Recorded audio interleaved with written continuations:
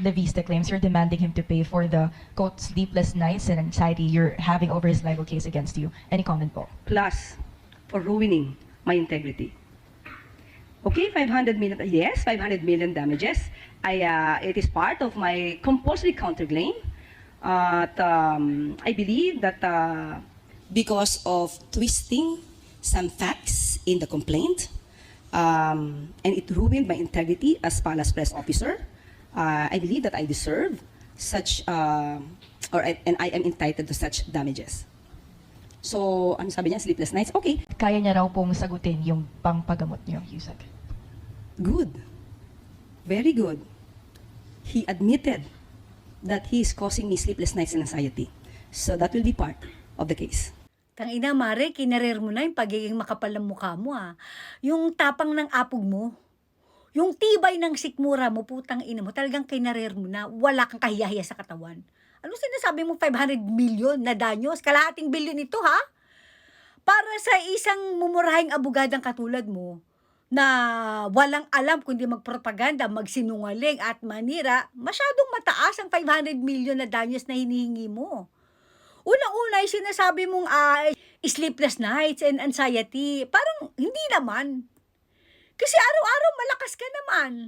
Araw-araw masigla ka naman. Parang hindi ka naman nagkakaroon ng sleepless nights and anxiety. Gina G ka nga bumira palagi sa mga Duterte. Alam mo, kahit na anong tanong, puro Duterte ang sagot mo. Wala akong nakita, parang nagkaroon ka ng mga sleepless nights, ganun. Tapos may sinasabi ka pang plus. Ruining my integrity. Putang ina mo, wala kang integridad. Kapal ng mukha nito, anong ruining your integrity? Wala kang integrity. Wala ka nun. Putang ina, hindi nahiya sa katawan niya, palibasa mukha kang pera. Di ba kung manghihi ka ng danyos kalahating bilyon, parang sanay na sanayan ka na sa daang-daang milyon. Parang danyos na hinihingi mo, kalahating bilyon, what the fuck? Para sa isang low class na tsipanggang palingkerang abogada, hihingi ka ng 500 million? Tangina this. Nasanay ka na kasi sa malaki yan eh. Kasama mo kasi mga nasa administrasyon, kaya feeling mo big time ka na din. Putang ina mo. Tapos hindi ka ba naman talaga bobo? Yung sinabi ni Kong Leviste na kung nagkaroon ka nga ng anxiety and sleepless nights, pwede ka naman yung ipagamot.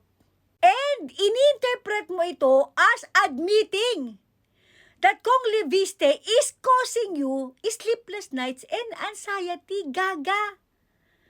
Putang inan to. Bobo talaga tong gaga na to. Hoy, UST! Ayan ba yung scholar nyo? Ayan ba yung cum laude nyo? Hello? Balikan nyo nga yung record ng palingkerang putang inang yan. Ayup. Integrity, leche. Putang inang yan. Sinabi ni Kong Leviste, gagamitin mo pa against him, inadmit niya. Wala siyang ina-admit. Actually, may karugtong yan. Ang sabi ni Kong Leviste, sa laki ng budget ng PCO, 2.6 billion, if I'm not mistaken. Halos triple ito ng budget ng Office of the Vice President na 900 million something lang. Ang PCO na pugad ng fake news, propaganda at kasinungalingan at chismis, 2.6 mahigit billion. Halos triple ng budget ng opisina ng panglawang pinakamataas na opisyal ng bayan. Wala naman kayong ginagawa. Lalo ang sumadsa sa impyerno ang rating ni Bonget dahil sa katarantaduhan nitong Yusek na ito. Diba? Sa laki ng budget mo, I think kailangan daw talaga magpa-check up kayo. Diba?